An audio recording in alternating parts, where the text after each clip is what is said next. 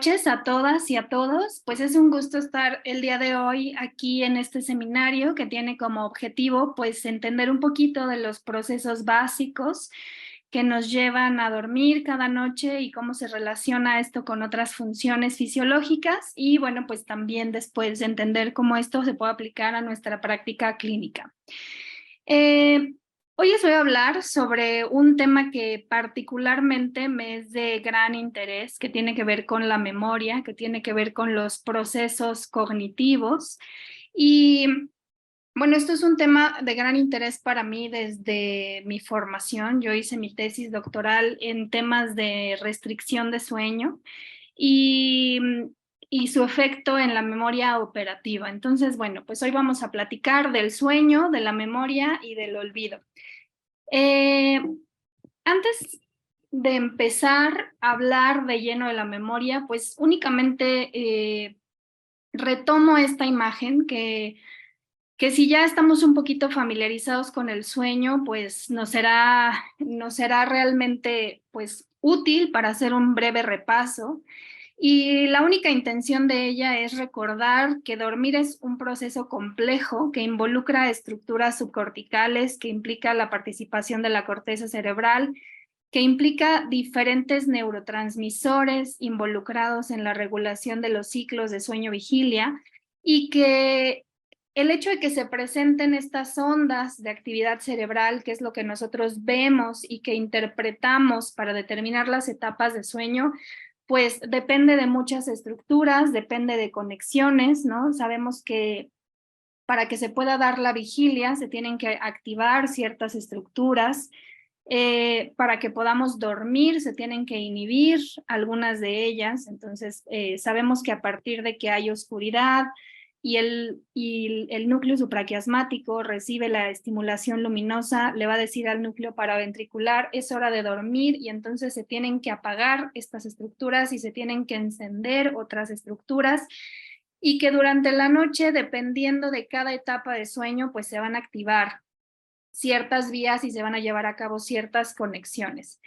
Particularmente, la cognición depende de muchas estructuras y depende de un arduo trabajo durante la noche y también depende de muchos neurotransmisores. Entonces, no voy a profundizar en ellos, pero es importante recordar, ¿no? Solamente que hay diferentes vías. Pongo un cerebro de rata porque es más fácil de ilustrar que con un cerebro humano, porque se pueden ver mejor las estructuras.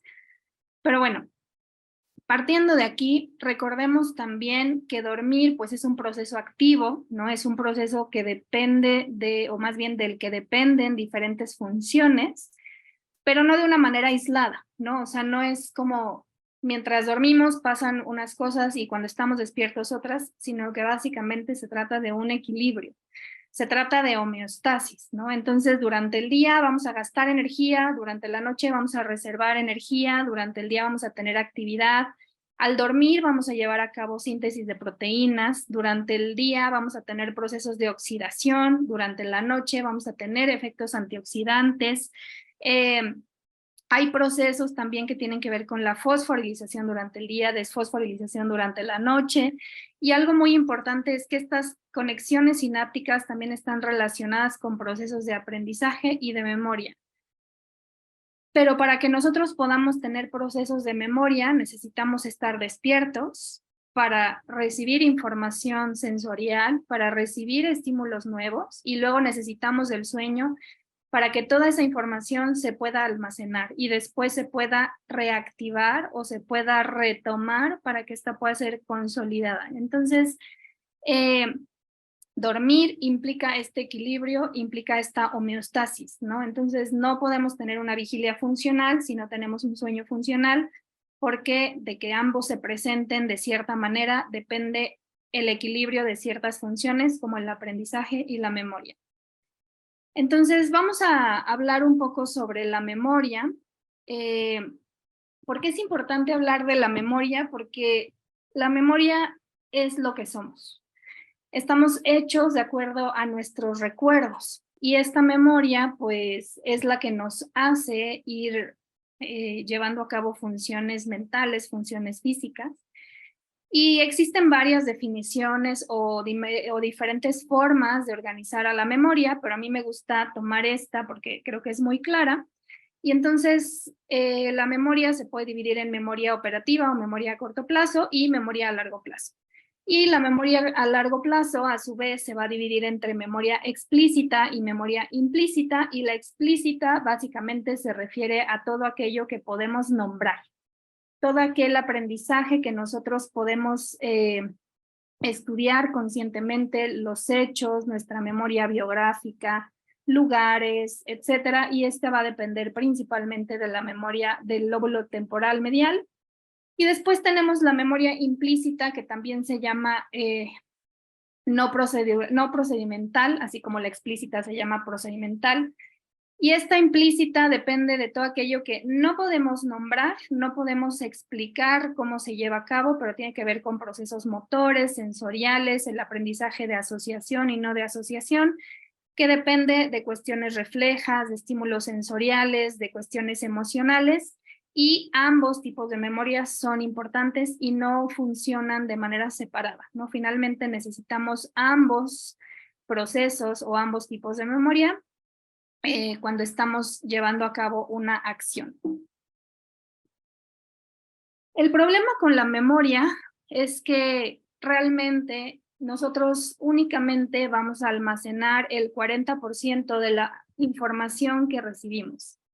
En el mejor de los escenarios, de todo lo que platiquemos el día de hoy, ustedes se van a quedar con el 40%.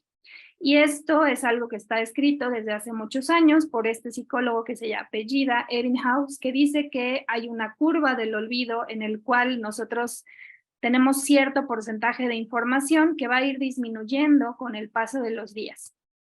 Esta curva del olvido se va a modificar en la medida en que yo retome esta información y reactive a esta memoria. Pero si esta memoria o esto que yo adquirí de información no lo vuelvo a utilizar, no lo reactivo, no lo repito, entonces con el paso del tiempo lo olvidamos. Sin embargo, si yo al día siguiente, de manera, digamos, no intensiva, pero retomo un poco de la información, repaso, entonces tardo más días, en olvidar, y si al día siguiente estudio un poquito más, pues entonces voy a recordar más de 6 días, y así sucesivamente. ¿Qué significa eso? Que la información necesita ser repasada, retomada, reactivada, para que entonces sí se pueda guardar en un almacén a largo plazo. ¿Por qué pasa esto? Porque nosotros estamos expuestos a demasiada información a lo largo del día. Son demasiados estímulos ambientales, sensoriales, información, y no tenemos la capacidad para almacenar toda esta información. Por lo tanto, bueno, solamente se va a quedar aquella que es importante o que tiene cierto significado, o bien que es necesaria para mi sobrevivencia de algún tipo, ¿no? Ya sea para las actividades a las cuales me dedico, o para sobrevivir, o para tener acceso a más conocimiento más adelante. Y por otro lado, tenemos a la memoria operativa, también llamada memoria de trabajo, también memoria a corto plazo, llamada en algún momento. ¿Y qué es esta memoria operativa? Pues es la memoria que nos permite funcionar, ¿no? Es la memoria que nos permite tomar decisiones todo el tiempo. Es esa memoria en la cual yo retomo esa información que tengo guardada en el almacén a largo plazo y la mezclo con información nueva para poder tomar una decisión, para poder planear, para poder ejecutar una tarea. Por ejemplo, si yo en este momento quiero tomar agua, entonces tengo que recurrir a esa información que me dice en dónde están los vasos, en dónde está el agua, qué tengo que hacer para dirigirme a la cocina y tomar un vaso de agua, y entonces ejecutar esa acción que es tomar agua. ¿Cuál es la información reciente que tengo sed?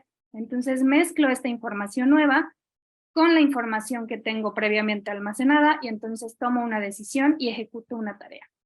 Todo el tiempo estamos haciendo memoria de trabajo o memoria operativa, a excepción de un momento. ¿Cuál es ese momento donde ustedes se imaginan que no hay memoria de trabajo?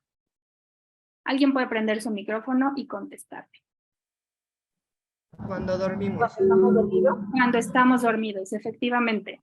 El único momento donde no tenemos memoria operativa es cuando estamos durmiendo. Sin embargo, dormir también va a influir en cómo llevamos a cabo esta memoria operativa. Y para entender un poquito cómo funciona, vamos a hacer un ejercicio muy rápido. Les voy a decir 5 palabras y les voy a pedir que traten de recordarlas. La primera palabra es árbol, la segunda palabra es electrodo, la tercera palabra es Saturno, la siguiente palabra es carretera y la última palabra es espejo. Traten de guardar esa información en su cabeza. Y ahora les voy a decir una operación. Les voy a pedir que me digan cuánto es 23 por 8. Quien sea, abra su micrófono y dígame la respuesta. 23 por 8.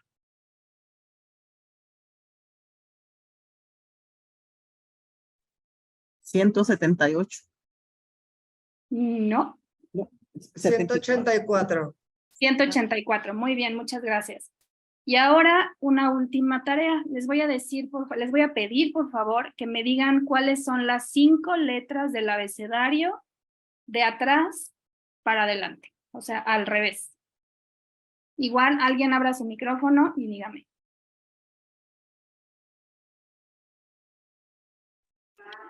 U-O-I-E-A. No, las últimas letras del abecedario. Z-Y-X-W-V. Muy bien. Ahora, por favor, quiero que levanten la mano las personas que se acuerden de cuáles fueron las 5 palabras que acabo de mencionar. Pongan ahí en reacciones la manita y levanten su mano.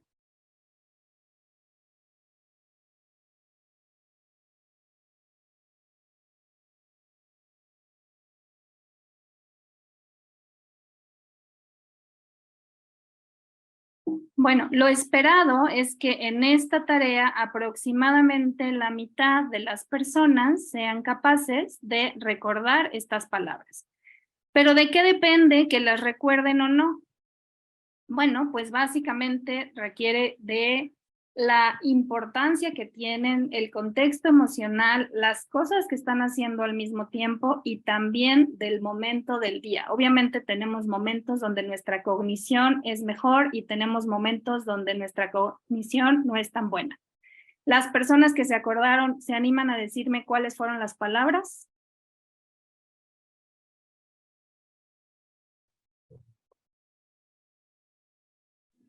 Árbol, Ajá, electrodo, ajá. carretera, Saturno y espejo. Perfecto, muy bien, muchas gracias. Bueno, pues la memoria de trabajo no es buena porque sí, ¿no? O sea, depende de que nosotros nos esforcemos, de que grabemos estas palabras, de que hagamos repeticiones y de que después tenga un sentido, ¿no? Obviamente después de que esta clase se termine, no tienen por qué acordarse de esas palabras porque ya no tiene ningún sentido. Pero en este momento sí, y el sentido era que yo les pedí recordar estas palabras. Entonces, la memoria operativa le va a dar sentido a las experiencias actuales, habla del sentido que tienen los eventos en nuestras vidas y nos dicen cómo un evento va a hacer sentido con las demás cosas. Es decir, como les decía hace un rato, estamos expuestos a un montón de estímulos y no todo lo vamos a recordar, solamente vamos a recordar todo aquello que tiene un significado y todo aquello que nos genera una emoción. Y eso es un poco de lo que vamos a platicar hoy. Entonces, ¿cómo se procesa la memoria? Bueno, pues como les decía al principio, nuestro principal orquestador de muchas cosas, pues es el cerebro. Y así como el cerebro es el responsable de las diferentes etapas de sueño, pues también el cerebro es el responsable de los procesos de memoria y aprendizaje. Hay muchas áreas involucradas, pero digamos que las principales y de las que siempre vamos a hablar cuando estemos hablando de memoria, pues digamos el principal es el hipocampo, ¿no?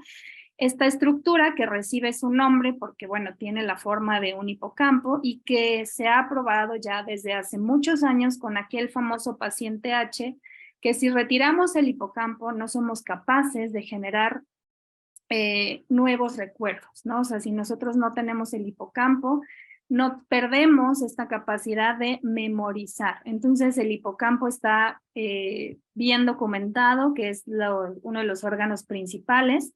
Y además una característica del hipocampo importante es que, bueno, siempre vamos a tener neurogénesis y eso va a permitir nuevas conexiones que nos van a permitir llevar a cabo nuevos procesos de memorización y de aprendizaje, pero no funciona solo, principalmente va a tener proyecciones hacia la corteza.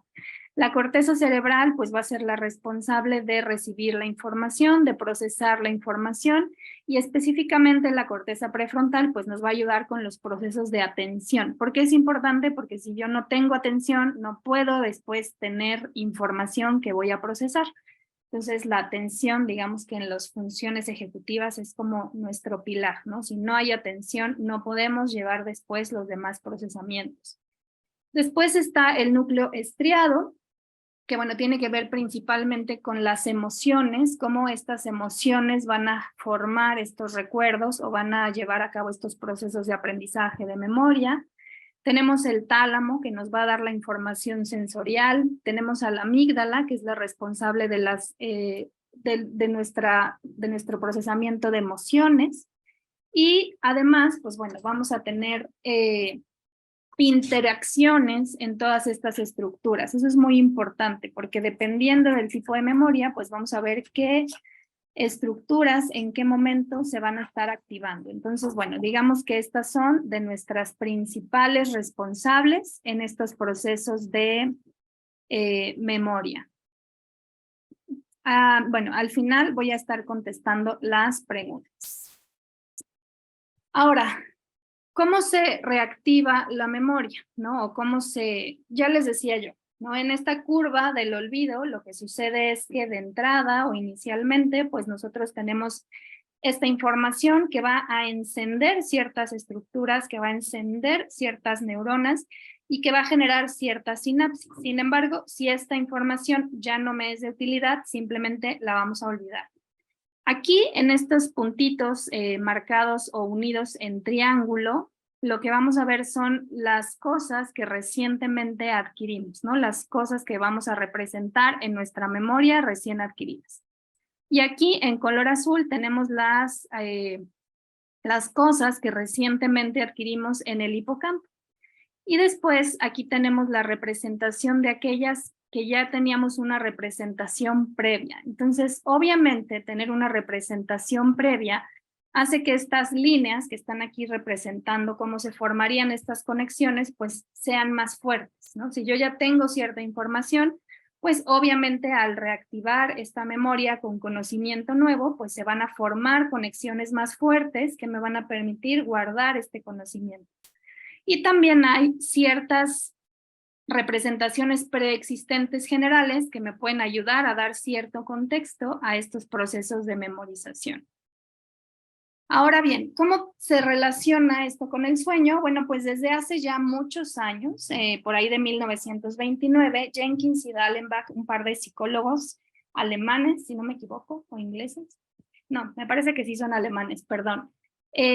Empezaron a hacer estudios con voluntarios a quienes les pedían que recordaran una serie de palabras y ellos comparaban cómo la capacidad que tenían para recordar estas palabras y tenía dos grupos, un grupo que dormía normalmente y un grupo al que no se le permitía dormir.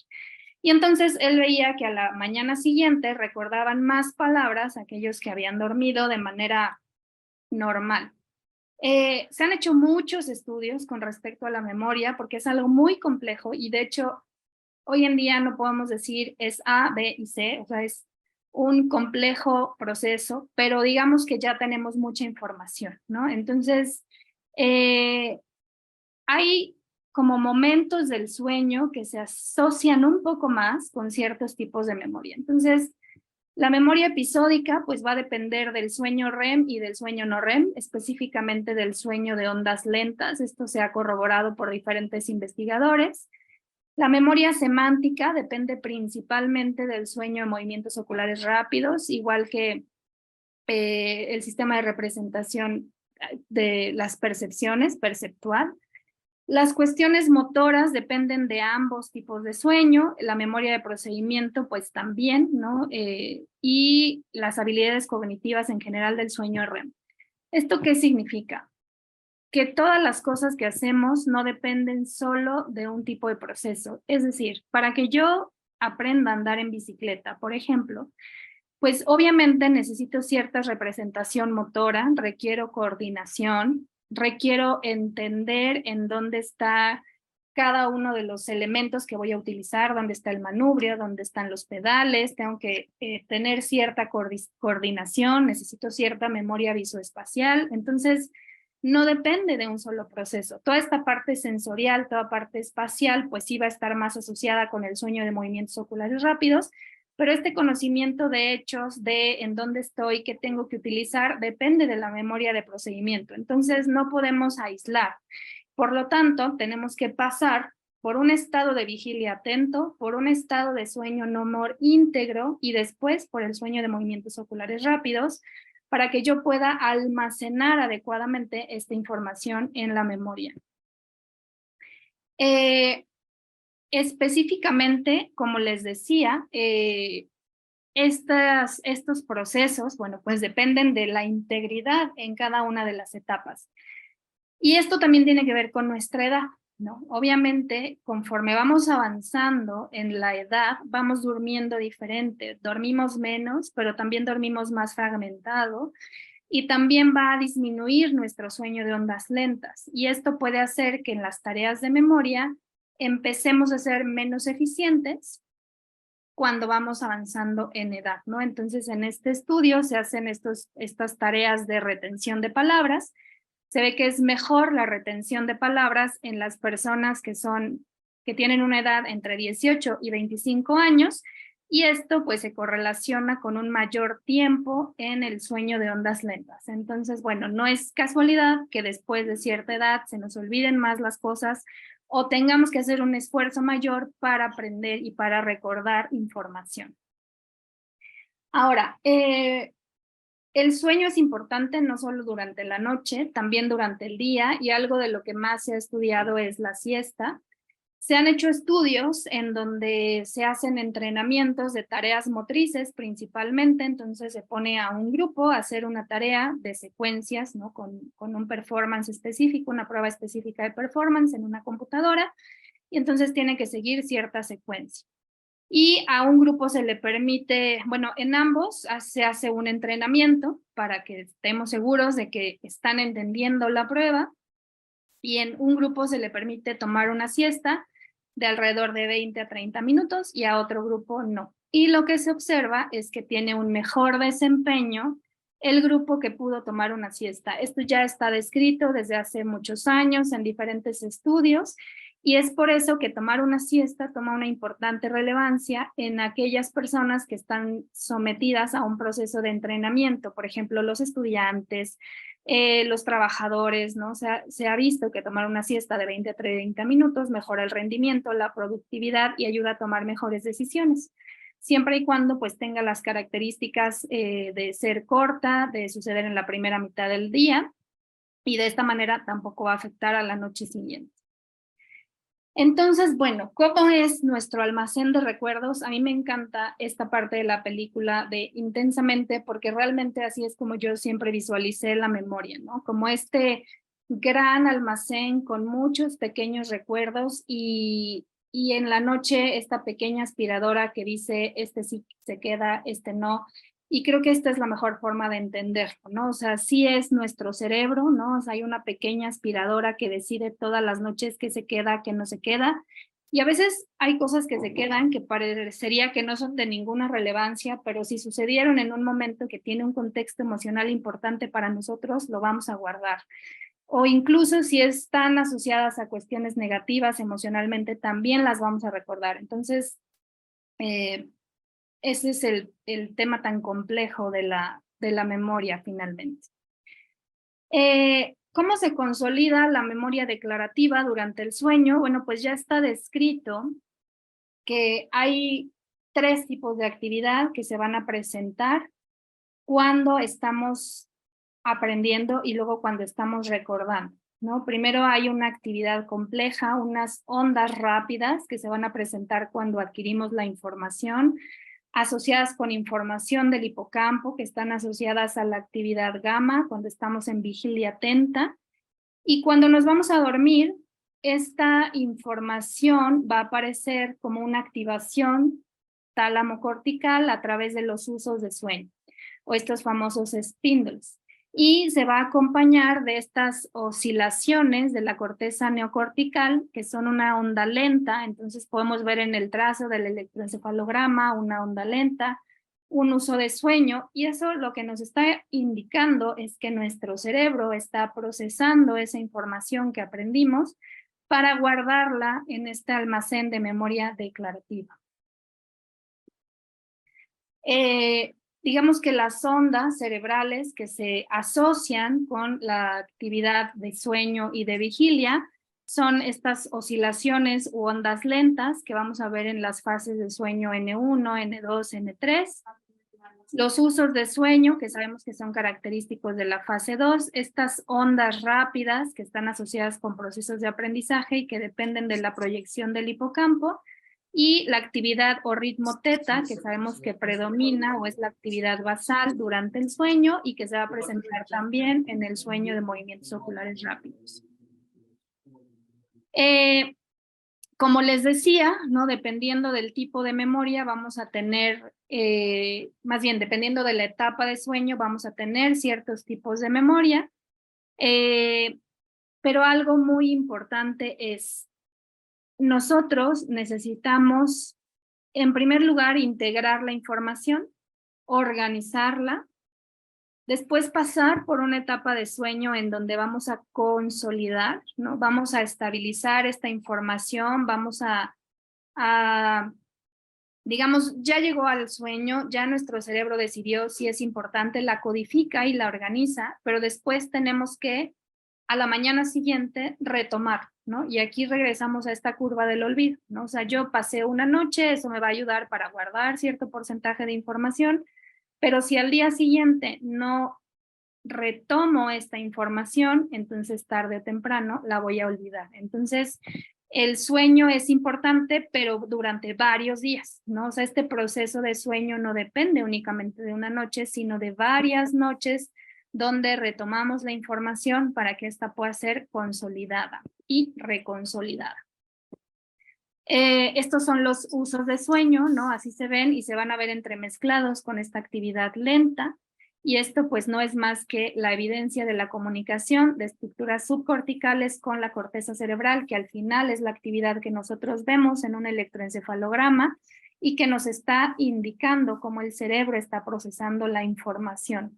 Como les decía, el hipocampo es una estructura que tiene neurogénesis, eso permite nuevas conexiones y estas nuevas conexiones implican nuevos recuerdos. Aquí podemos ver cómo, bueno, esto es una imagen de una resonancia magnética en el que vemos cómo se activan ciertas estructuras cuando estamos llevando a cabo un proceso de entrenamiento y cómo esto tiene que ver con la presencia de usos de sueño, ¿no? Entonces nosotros en el entrenamiento tenemos activas ciertas zonas.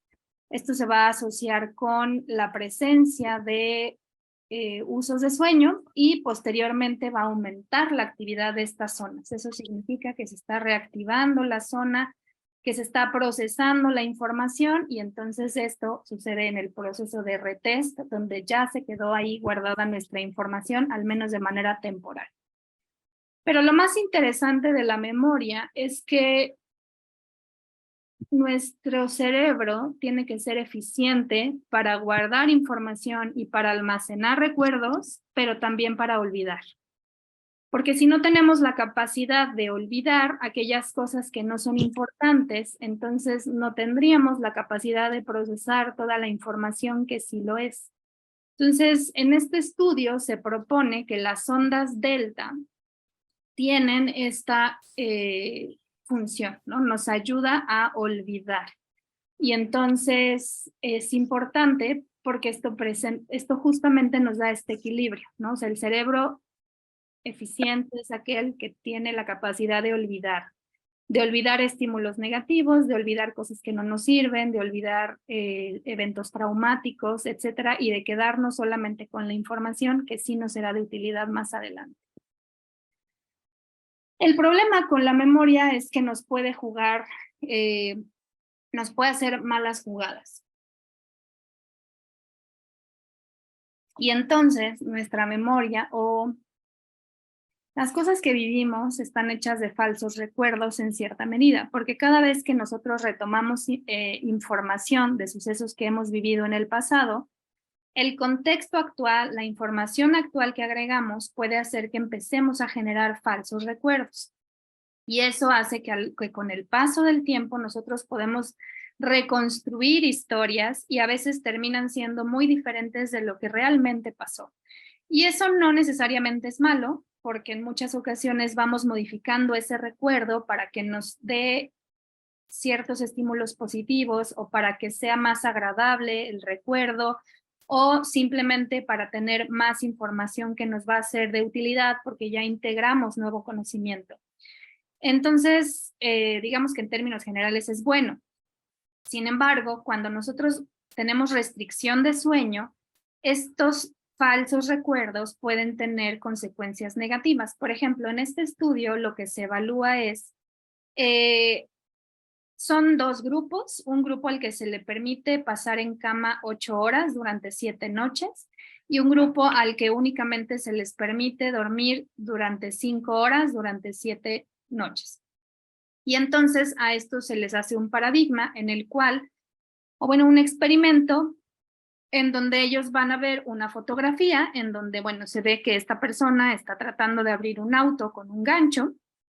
Posteriormente se les hacen pruebas de somnolencia, como el PBT, que es esta prueba de vigilancia psicomotora, donde básicamente se evalúa si la persona se queda dormida o tiene periodos de microsueños.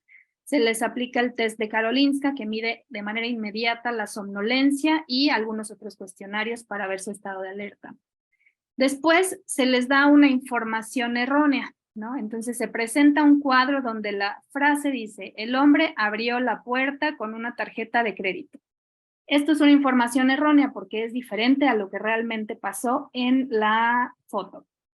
Posteriormente se vuelven a aplicar las mismas escalas durante 20 minutos y después se hace una pregunta, ¿no? En esta pregunta es ¿cómo abrió el hombre la puerta? Y entonces tenemos las 3 opciones de respuesta, perdón, las 2 opciones, la correcta, la incorrecta y una tercera que es para distraer a la persona.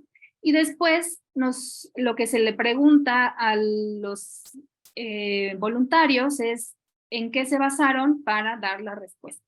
En lo que vieron en la fotografía, en lo que decía la frase, en ambas, que eran la misma, en ambas porque eran lo mismo, en ambas aunque eran diferentes, o realmente pues prácticamente atinaron a la respuesta. Y entonces estudios, bueno, más bien, en este estudio lo que se observa es que las personas que duermen menos tienden a tener mayor propensión a generar falsos recuerdos y por lo tanto tener pues información errónea. Que si estás haciendo un experimento en un laboratorio y dices mal qué pasó, no pasa nada, ¿no? Simplemente tienes un error, te marcan como el que se desveló tiene más errores. Pero si llevamos esto a la vida diaria, ¿qué sucede? Pues que en Estados Unidos, cuando se publicó este artículo, y la verdad es que no busqué si había algún estudio nuevo al respecto, 300 inocentes habían sido estudiados en Estados Unidos y 3/4 partes habían sido acusadas con recuerdos falsos. ¿Y qué influye? La emoción del momento, el uso de las palabras al tomar la declaración y obviamente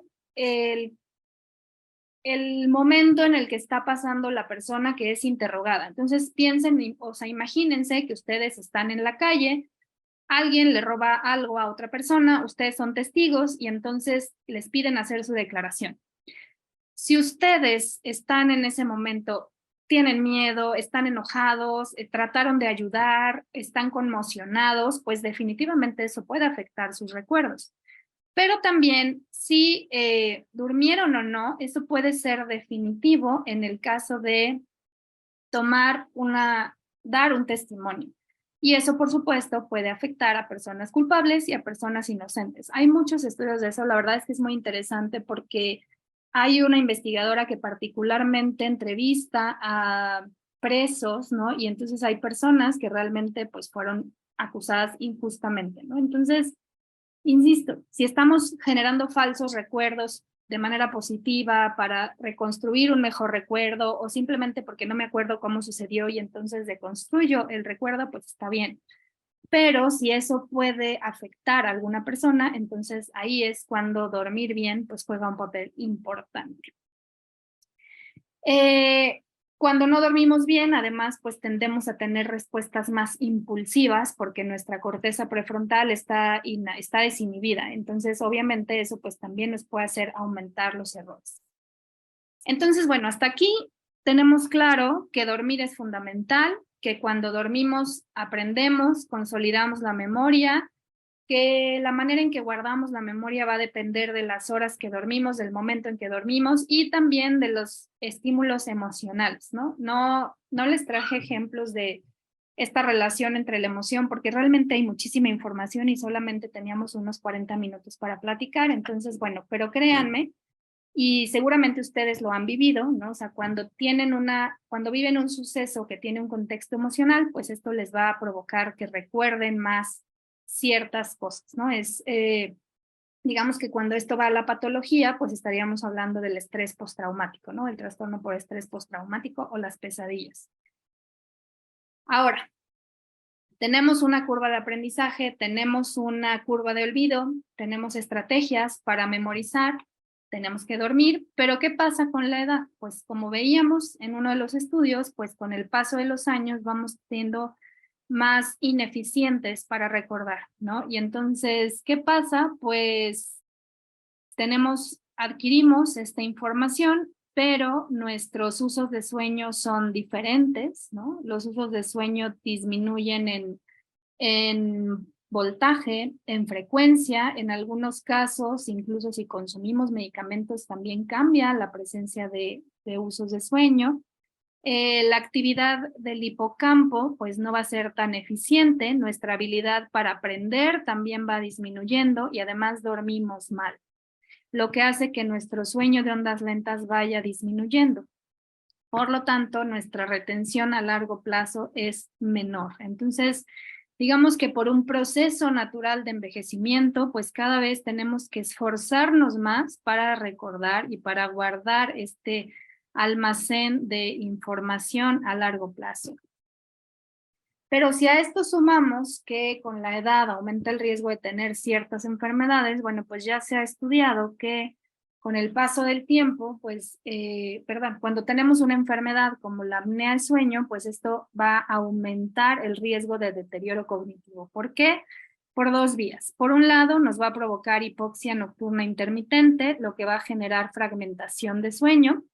Ambos se han asociado con un riesgo de trastornos psiquiátricos porque se disminuye la capacidad de regularnos emocionalmente, aumenta el riesgo de ansiedad, depresión.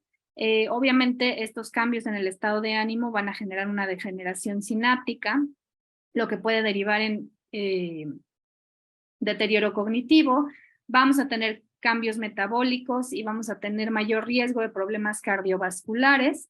Y ambos también van a generar a través de estos procesos de inflamación, de estos procesos de oxidación, deterioro cognitivo y por otro lado, pues la fragmentación de sueño y el riesgo cardiovascular, pues también nos va a hacer más propensos a enfermedades neurodegenerativas. Seguramente ya han visto en alguna de los seminarios que hemos dado o de los webinars o en alguna plática estas nuevas estudios sobre el sistema linfático y cómo dormir activa este sistema linfático para limpiar proteínas que al acumularse pues van a aumentar el riesgo de enfermedades como la demencia tipo Alzheimer. Entonces, bueno, hay diferentes vías por las cuales la apnea pues puede afectar la cognición. La buena noticia es que si tratamos de manera eficiente los trastornos respiratorios, bueno, pues vamos a tener una mejoría en nuestra calidad de sueño, en nuestro estado de ánimo, va a disminuir la somnolencia y también va a mejorar nuestra cognición. Aquí en la barra negra tenemos pacientes que han sido tratados durante 12 meses con CPAP, que es el tratamiento de elección en pacientes con apnea grave. Entonces, es muy importante, entre todas las otras ventajas que nos da tratar la apnea, pues también tratarlo porque nos va a ayudar a mejorar nuestra cognición. Y por otro lado, pues bueno, esta apnea de sueño pues tiene un tercer proceso que está influyendo en nuestro deterioro cognitivo, ¿no? Ya les hablaba de la hipoxia intermitente, también tenemos a la somnolencia excesiva diurna y pues la fragmentación de sueño. Entonces aquí en este estudio pues lo dividen, este es un estudio de 2020, entonces tenemos las consecuencias cardiovasculares y las metabólicas. En las cardiovasculares, pues bueno, el mayor riesgo de hipertensión, riesgo de infarto, accidente cardiocerebrovascular, pues obviamente va a aumentar el riesgo de demencia tipo Alzheimer por este incremento en las proteínas beta amiloides y las proteínas tau. Y por otro lado, pues el daño metabólico que tiene que ver con un aumento de riesgo de diabetes, la respuesta simpática que aumenta también y un incremento en la respuesta inmune en citocinas proinflamatorias, que todas estas pues van a aumentar el riesgo de un deterioro cognitivo. Esto digamos que es como obviamente cuestiones multifactoriales, ¿no? Pero dormir bien definitivamente va a aumentar el riesgo de que se puedan llegar a dar estos procesos de neurodegeneración, de deterioro cognitivo, más allá de este envejecimiento normal que nos va a hacer menos eficientes. Y bueno, específicamente en cuanto al riesgo de enfermedades neurodegenerativas, pues lo que vamos a ver adicionalmente es que, por ejemplo, en los pacientes que tienen demencia tipo Alzheimer, vemos que hay un deterioro porque hay una disminución en la materia gris. Vamos a ver que puede haber una disfunción en algunas estructuras como el núcleo supraquiasmático, lo que va a generar un desajuste en el reloj biológico. Vamos a ver además que hay cambios conductuales que van a alterar este patrón de sueño, como los factores ambientales, la disminución en las actividades, los efectos secundarios de diferentes medicamentos. Vamos a ver que hay mayor riesgo de trastornos respiratorios durante el sueño, nocturia, ya sea por un problema de apnea o por un problema metabólico o por un tema de próstata en el caso de los hombres o por malos hábitos. Vamos a ver que hay mala higiene de sueño y que hay una importante comorbilidad con trastornos psiquiátricos. Entonces, digamos que los mecanismos primarios que van a afectar o van a aumentar el riesgo, pues tienen que ver con esta degeneración de estructuras subcorticales y van a disminuir el ritmo circadiano por estos cambios que se dan también con la edad, la disminución natural de los niveles de melatonina. Y todos estos mecanismos secundarios pues tienen que ver con comorbilidades, con efectos farmacológicos, con malos hábitos y en conjunto pues nos van a aumentar el riesgo o van a tener todo este grave problema que enfrenta un paciente con enfermedades neurodegenerativas. Bueno, en resumen, y a pesar de que esto es mucha información y de que pues planteé, digamos, como los conceptos generales, pues creo que los puntos que son muy importantes son que al dormir preparamos a nuestro cerebro para aprender y cuando aprendemos modificamos nuestro sueño porque estamos modificando la función de nuestro cerebro. Dormir es esencial para consolidar lo que aprendemos, pero para que podamos aprender también necesitamos dormir bien. Porque si dormimos bien, tenemos un estado de alerta íntegro que nos permite poner atención, tomar información del ambiente, procesar durante el día la información adquirida y luego podemos llegar a la noche y entonces repetir, consolidar, etc. El envejecimiento de por sí va a implicar una mala calidad de sueño y esta a su vez se asocia con muchos procesos degenerativos, entre ellos la pérdida de memoria y la disminución en las capacidades cognitivas. Obviamente tener un trastorno de sueño incrementa el deterioro cognitivo, en este caso solamente hablé de la apnea de sueño, pero también se ha descrito el deterioro que se presenta en los pacientes con insomnio y en los pacientes con insomnio tenemos adicionalmente el problema de los medicamentos, ¿no? Las benzodiazepinas, que son los medicamentos comúnmente usados para el tratamiento del insomnio, aumentan este deterioro cognitivo. Y si se mezclan ambas condiciones, pues bueno, vamos a tener un mal pronóstico para nuestros pacientes. Y es importante realizar un entrenamiento para dormir mejor y también para aprender mejor. Entonces, ¿cómo cuidamos a nuestra memoria? Específicamente para mejorar la memoria hay que entrenar, ¿no? O sea, todo aquel conocimiento que adquirimos, si no lo repetimos, lo vamos a olvidar, por más importante, por más interesante que sea. Entonces, siempre que tomen una clase que sea importante, que lean un libro que les guste, platíquenlo, escríbanlo, repítanlo. Entre más veces lo repitan de la manera en que ustedes prefieran, es mucho más factible que lo guarden en la memoria. Pueden ilustrarlo y esto nos permite hacer claves o asociaciones, ¿no? Entonces hay personas que aprenden por asociación, hay personas que aprenden utilizando ciertas claves, como la estrategia que ustedes prefieran, pero háganlo, organicen, estructuren, esto hace que sea mucho más fácil retomar la información. Hay que reforzarla, estudiar, estudiar, estudiar.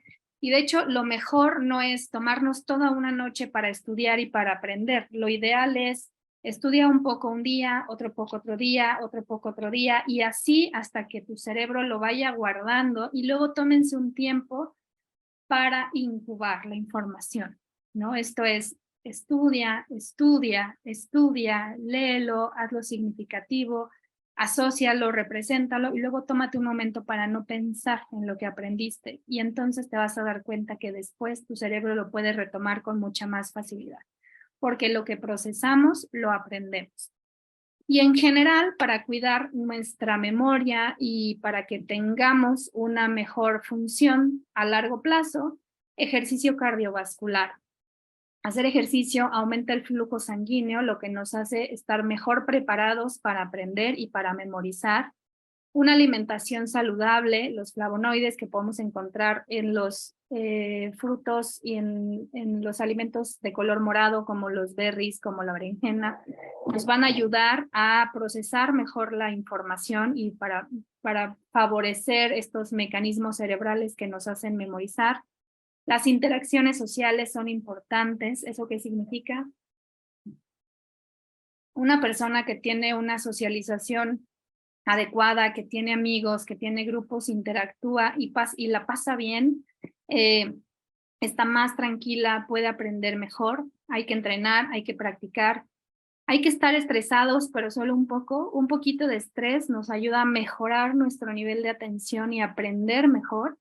Pero si estamos demasiado estresados, entonces ya no aprendemos. Entonces sí hay que tener un poquito de estrés, pero no pasarnos para que justamente sí podamos aprender. Y dormir. Dormir y no solamente dormir, sino dormir bien las horas que necesitamos de manera continua. Y bueno, favoreciendo pues pasar en todas las etapas de sueño e incluso, ¿por qué no?, tomar una siesta. Eso sería ideal.